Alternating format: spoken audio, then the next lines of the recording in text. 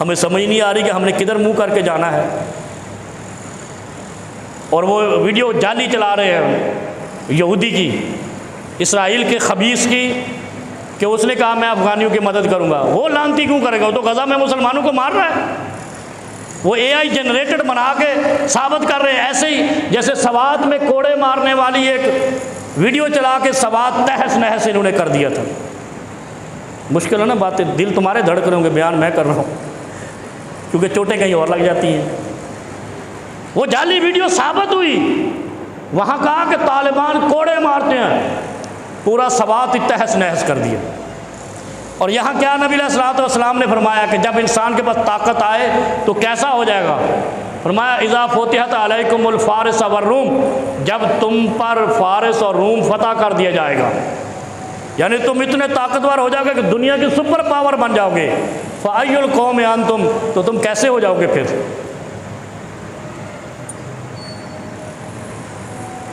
हज़रत अब्दुल्लाह बिन अमर तो सहाबी रसूल थे ना, कहते कमा हमारा अल्लाह, जैसे अल्लाह का हुक्म होगा वैसे ही करेंगे। नबी अलैहिस्सलाम ने कहा उस वक़्त तुम्हारे अंदर 6 बीमारियां आ जाएंगी। जब तुम्हारे अंदर नखुवत आ जाएगी, ताकत आ जाएगी, और हमें तुम्हें जो है ना अपने आप पर ये होगा मैं बड़ा शेर हूँ, फिर तुम्हारे अंदर 6 चीज़ें आएंगी। वो 6 चीज़ें सुन लो, बड़ी अहम है, और वो इस वक्त बीमारियाँ यहाँ पाई जाती हैं। पहली बीमारी क्या थी, अल अशर, नाशुक्रे हो जाओगे, खुदा को भूल जाओगे। हमारे ज़ोर बाजू है, खुदा को भूल गए। नंबर 2 वल बतर, सरकश हो जाओगे, तुम कंट्रोल ही नहीं होगे, किसी की बात ही नहीं मानोगे। ये अफ़गानियों में बीमारी है। उन्होंने अमेरिका को शिकस्त क्या दे ली इमरान खान के कंधे पे बैठ के, अब वो कहते हम बहुत बड़ी शय बन गए हम। वल बतर, ये निशानियां मैं आपको इस खित्ते में दिखा रहा हूँ, पाकिस्तान अफ़गानिस्तान में। और ये हदीस में बयान हुई कब, 1500 साल पहले। जो मौलवी कहे ना दीन में हर चीज़ नहीं है, उसको पकड़ के मेरे पास ले आओ, मैं उसको हर चीज़ दीन में सिखाऊंगा। मैं इंशाअल्लाह उसको नहाने का तरीका भी दीन से बताऊंगा, उसको चलने का तरीका भी दीन मुस्तफ़ा से बताऊंगा। जहालत यह है कि दीन पढ़ते नहीं, फ़िरका बताते रहते हैं। अपने फ़िरके को सवाद आज़म अहले हक खुद ही बने हुए हैं, जो बोल झूठ रहे होते हैं, और हम कहते हैं हम अहले हक हैं। हदीस पे झूठ बांध रहे हैं, नबी पे झूठ बांध रहे हैं, हम अहले हक हैं। कोई भी इस वक्त पाकिस्तान में अहले हक नहीं है, वो मौलवियों में से हो तो लेमैन में से हो, सारे फिरका परस्त है। अहले हक सिर्फ वो है जिसके लिए हस्बी अल्लाह, कुरान और हदीस आखिरी बात हो, बस। दूसरी शर्त फरमाया कि तुम सरकश हो जाओगे। जब इंसान में ताकत आती है तो उसको समझ नहीं आती, फिर वो डॉन बन जाता है, खित्ते का डॉन बन जाता है, वो और आगे डॉन बनने की चक्कर में होता है। और यह हदीस में बयान हुआ है क्या, पहली तुम नाशुक्रे हो जाओगे। जब तुम्हें फतह मिलेगा बोलोगे हमारे पास तो एटमी बम था, हमारे पास तो इतनी चाको चौबंद दस्ते थे, हम तो बड़े ताकत में थे, हमारे पास इतना असला था, हमारे साथ अमेरिका था। जब ये कहा तो खुदा नाराज़ हो गया, और अमेरिका इतनी इनकी सपोर्ट करता रहा, उनकी पैंट में घुसते रहे, उनकी शर्ट में घुसते रहे। अभी पिछले दिन भी मैंने बताया कैसे वो हमारा प्राइम मिनिस्टर उसके शर्ट में घुस रहा था।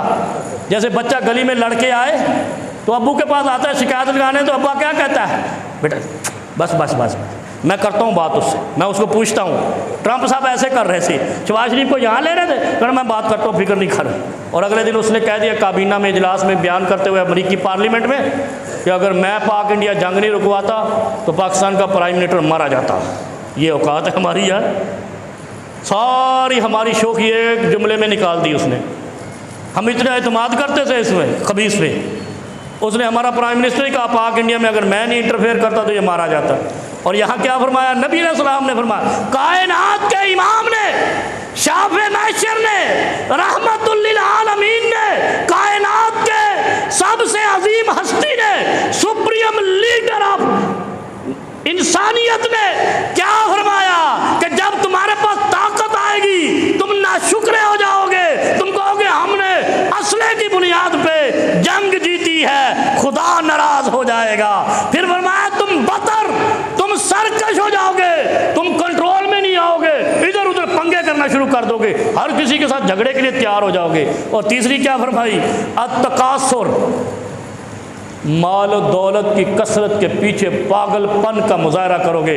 अमेरिका से भी मांग रहे हैं, IMF से भी मांग रहे हैं, एशियन बैंक से भी मांग रहे हैं, मांग भीग रहे हैं पूरी दुनिया से, और जंग के लिए खड़े हो गए मुसलमान से। और चौथी बात, अतनाफुस फी दुनिया,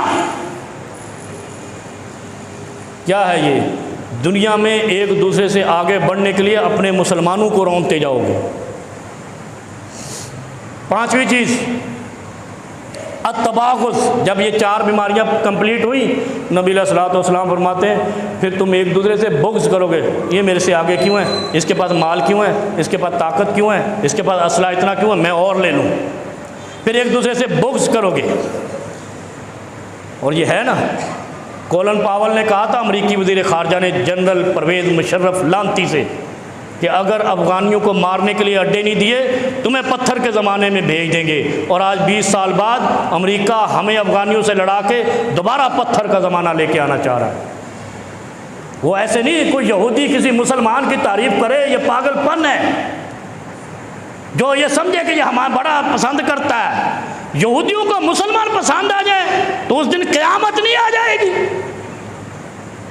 ये इसलिए पसंद करता था कि तुम ये जंग करो, इस्लाह की बात ना करो।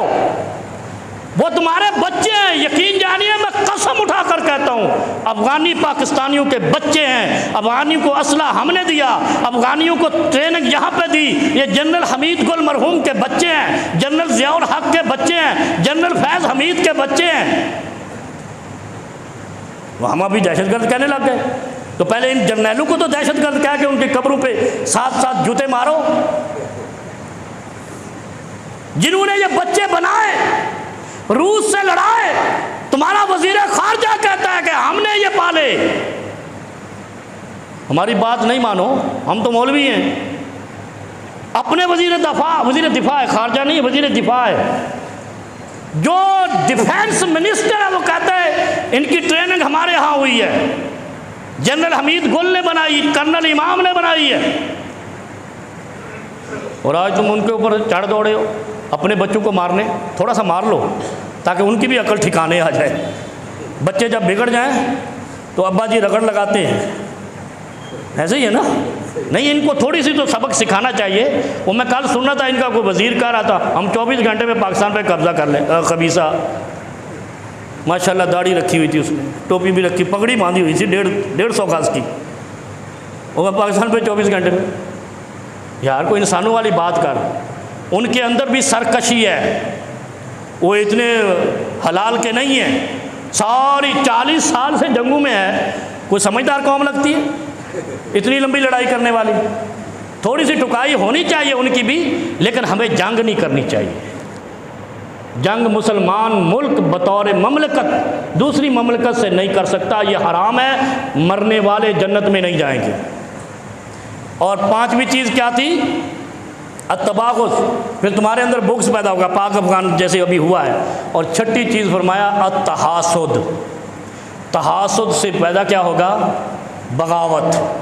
तुम एक दूसरे से हसद करोगे, फिर तुम एक दूसरे से बगावत करोगे, एक दूसरे को मारोगे, और वो नतीजे पे हम पहुंच गए। अल्लाह रब्बुल आलमीन पाकिस्तान पे रहम फरमाए, पाकिस्तान को कामयाब फरमाए, और मुसलमानों के खून गिरने से हर मुसलमान को अपनी पनाह में ले ले। किसी मुसलमान का खून किसी मुसलमान के हाथ से ना गिरे।